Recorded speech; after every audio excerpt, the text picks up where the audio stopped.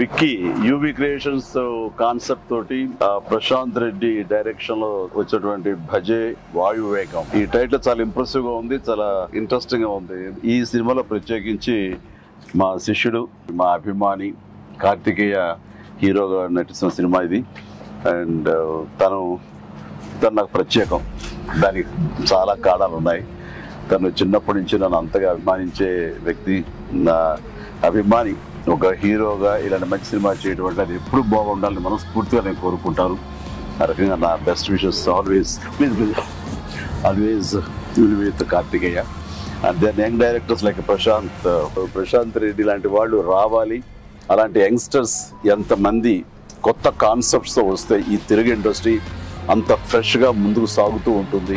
ఈ సినిమా పెద్ద విజయం కావాలి, ఎందుకంటే దీని వెనకాల నేను పూజించే నా హనుమాన్ ఉన్నాడు. ఖచ్చితంగా ఈ సినిమాకి ఆయన ఆశీస్సులతో పెద్ద విజయం సాధించాలని మనస్ఫూర్తిగా కోరుకుంటున్నాను.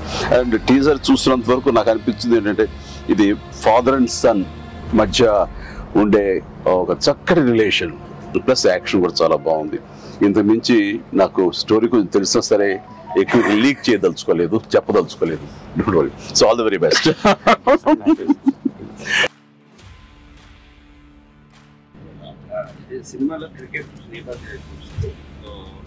మీరు ఎప్పుడన్నా సరదాగా క్రికెట్ చిన్నప్పుడు? నేను కెప్టెన్ గా సచిన్ టెండూల్కర్ నా నెక్స్ట్ అది గుర్తుంది సార్, ఆ మ్యాచ్ చూసాము చేశారు.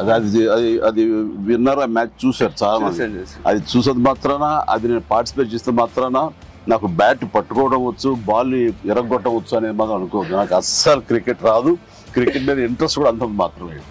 అంటే దానికి కారణం ఏంటంటే చిన్నప్పుడు బ్యాట్ తీసుకుని నేను కొట్టాలని చూశాను, వాడెవడో నన్ను కొట్టాడు నా బొట్టనేల మీద. ఇప్పటికీ ఇంజరీ ఉంది ఎట్లాగా చూడండి స్వెట్.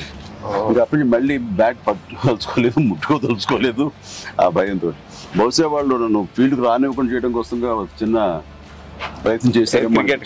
చిన్నప్పుడు 8th 9th class 10th class అప్పటి మళ్ళీ ఎప్పుడు బ్యాట్. అలా సచిన్ మీ క్యాప్టెన్సీలో ఆడేవాడు కాదు కదా సార్? ఏదో మనం రాసి పెట్టింది అంతే. ఇప్పుడు ప్రొడ్యూసర్ డైరెక్ట్ నాతో ఆడుకుంటారు, అంతే. ఆడ తప్ప వేరే ఆడలేదు. విశ్వంబర నుంచి ఏమన్నా చిన్న లీక్ ఇస్తారు, త్వరలో ఇస్తారు. లీక్ చేస్తాను, లీక్ చేయకుండా ఉంటానా?